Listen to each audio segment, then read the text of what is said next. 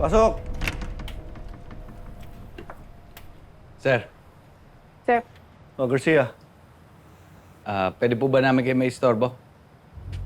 Ano na naman yung Garcia? Kumusta lakad yun ni Bautista? Sir, may papakita po kami sa inyo. Sir, yan pong taong yan ang huling bumisita kay Mando bago siya tumakas. Oh, tapos? Ito po. Same na tao po. Bumisita kay Monty bago tumakas si Monty. Konektado ang taon to sa pagpapatakas kay Monty at Mando. Na-identify ba yung taon to? hindi pa sir. Alias lang din ang nilagay niyo sa visitor's logbook. Sir, kailangan natin mahuli ang taong yan para malaman natin kung sino talaga nagpatakas kay Monty at kay Mando.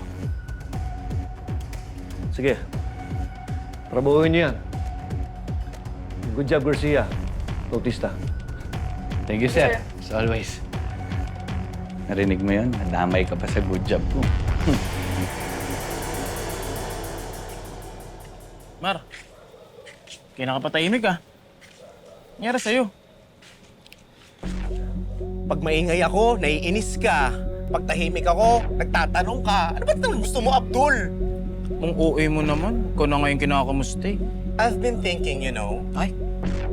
di ba marami naman tayong friends na Becky? Parang kailangan na natin silang ikutan. Namimiss mo sila? Hindi!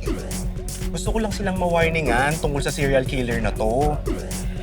Eh, malay mo, may maibigay silang information na makakatulong mahuli tong Becky killer na to, di ba?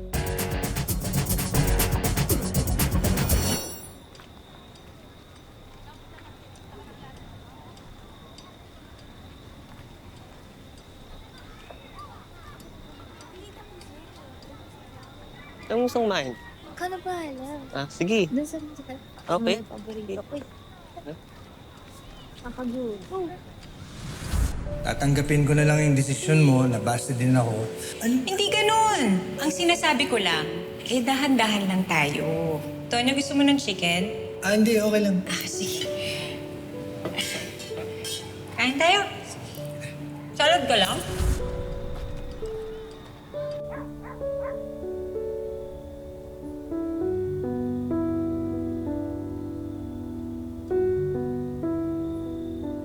Minsan, hindi natin kailangan ng sermon at pag-alala. Ang kailangan lang natin minsan, kakampi.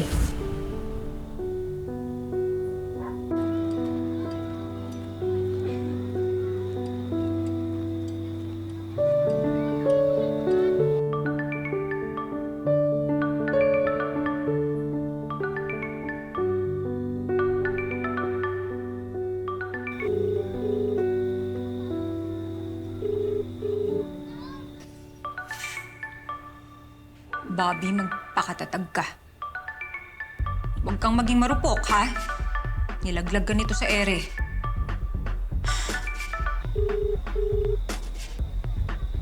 Kayaan mo siyang mabaliw. Pero, mas mababaliw to kapag sinagot ko to, tapos hindi ako magsasalita.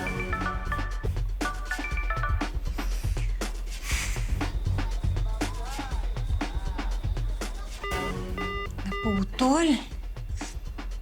Swerte mo.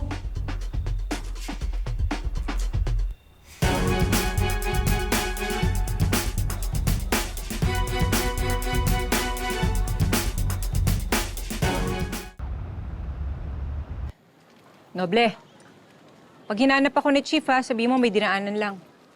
Saan ba lakad niyo, ma'am? Mas mabuti nang hindi mo alam. Hindi ko gusto yung tunog niyan, ha? Baka mamaya may gawin na naman kayo na lalong ikagalit ni Chief sa inyo. Noble, pwede ba huwag ka na masyadong mag-alala? Isipin mo na lang kaya ginagawa ko to dahil gusto ko nang mahanap yung killer. Sige, sige. Basta pag kailangan niyo pa ng backup, tumawag lang kayo, ma'am. Sige, Noble. Salamat, Sige, ma'am.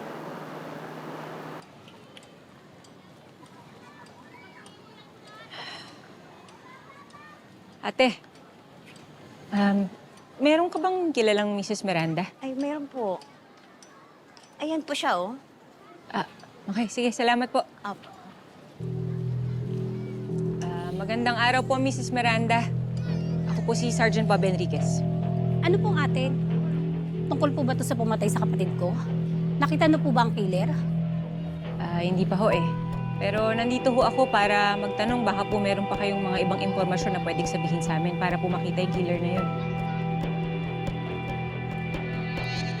Bok, paano pala yun? Wala naman lang sinabing pecha o araw tong si Alma. Yun ang sitwasyon natin, Bok. Kailangan nating masolve kung ano yung mga sinasabi niyang visions na parang puzzle. Yung labo naman nun. Paano naman natin masasolve yun? Pangalan pa lang ng kalye eh. Saraf. Tapos kulay pa ng rainbow. Eh, saan mo naman nahanapin yun? Tsaka anong ibig sabihin nun? Tara, maglibot tayo dun. Ma'am, sir, siya po yung manager namin. Salamat. Yes po. Ano pong atin? Magandang araw ho. Ako si Lieutenant Sandro Paloma. At ito naman yung partner ko si Lieutenant Charlie Samson. Follow-up lang ho ito sa nangyari nakawan dito sa hardware nyo 2 weeks ago. Nahuli na po ba yung hold-upper? Hindi pa po eh. Kaya nadaanan namin lahat. Baka meron lang kami mga nangis na detalye. Ano mo kailangan nyo? Kailangan namin i-review yung CCTV footage.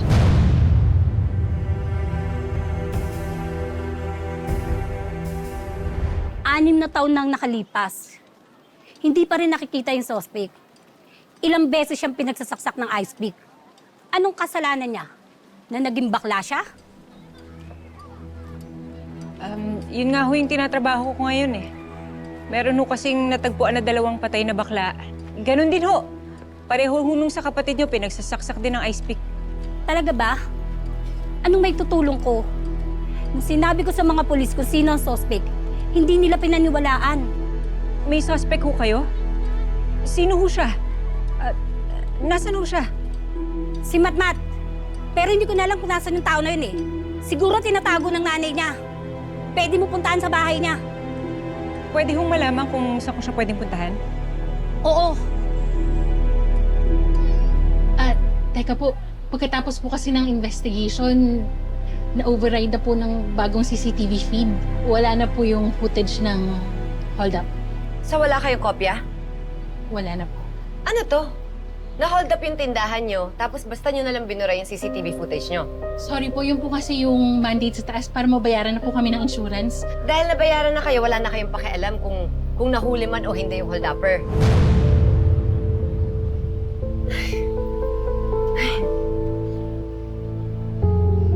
Pasensya na ho.